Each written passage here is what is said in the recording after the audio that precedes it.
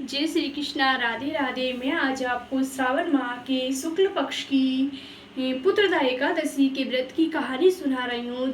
इसमें किस राजा ने व्रत किया था और उसे अपने व्रत का पूर्ण रूप से फल प्राप्त हुआ था। धर्मराज युधिष्ठिर बोले, हे भगवान, अब आप मुझे श्रावण माह के कृष्ण पक्ष की शुक्ल पक्ष की एकादशी की कथा सुनाइए। इस कथा का नाम क्या है, इसकी विधि क्या है, सो सब कहिए। इसमें धर्मराज ने भगवान श्री कृष्ण से इस व्रत का महत्तम कथा का वर्णन सुना था। तो इसमें श्री मधुसूदन बोले, हे राजन, अब आप शांति पूर्वक श्रावण माह के शुक्ल पक्ष की एकादशी की कथा सुनिए। इस कथा के श्रवण मात्र से वाजपेयी यज्ञ का फल मिलता है। द्वापर युग के प्रारंभ में महेशमती नाम की नगरी में एक महीजित नाम का एक राजा पुत्रहीन था। वह सदैव चिंताग्रस्त रहता था और उसका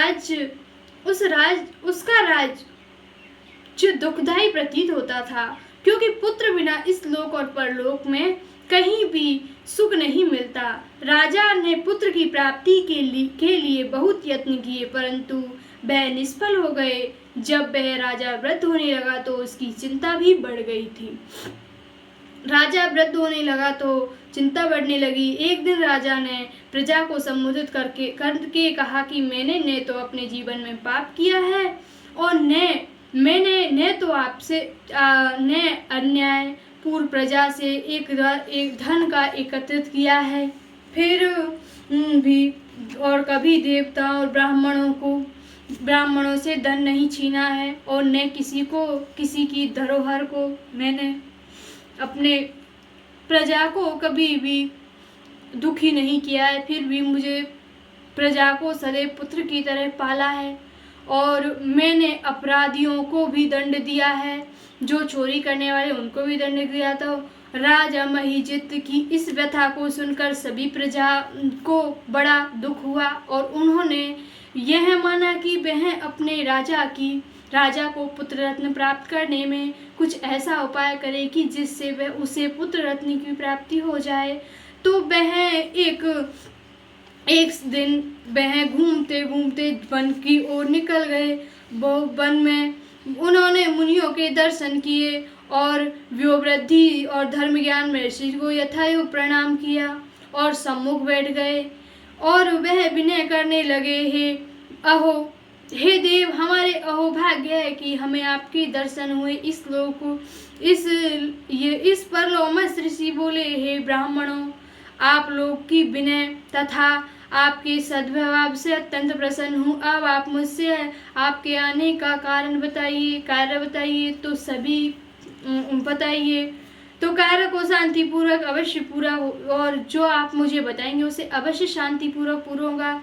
तो ऋषि लोमस ऋषि से उन्होंने कहा कि हे महामुनि, हमारे राजा ने सदैव हमारे साथ कभी ऐसा दुर्व्यवहार नहीं किया और सदैव हमें अपने पुत्र के समान पाला है, फिर भी उन्हें पुत्र रत्न की प्राप्ति नहीं है।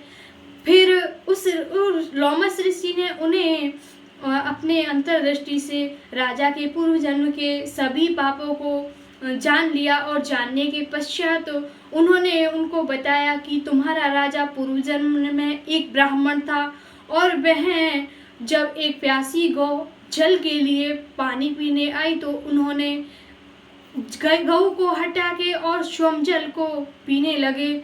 उसी का उन्हें यह दंड है।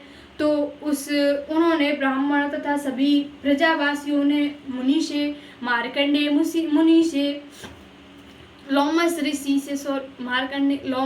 से विनय पूर्वक कहा था कि इसका उपाय क्या है। तो लोमस ऋषि ने उन्हें बताया कि श्रावण माह के शुक्ल पक्ष की एकादशी का नाम पुत्रदा है और इस एकादशी के श्रवण मात्र से ही पुत्र रत्न की प्राप्ति होती है। तो सभी अगर राजा अपनी प्रजा के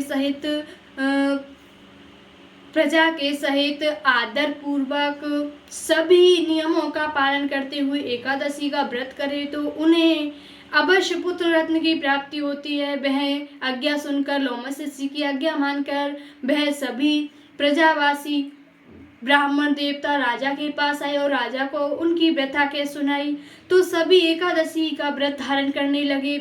एकादशी के व्रत का पूर्ण रूप से फल प्राप्त हो जाने के पश्चात 9वें महीने में उस हरि महिजित राजा के पुत्र रत्न की प्राप्ति हुई।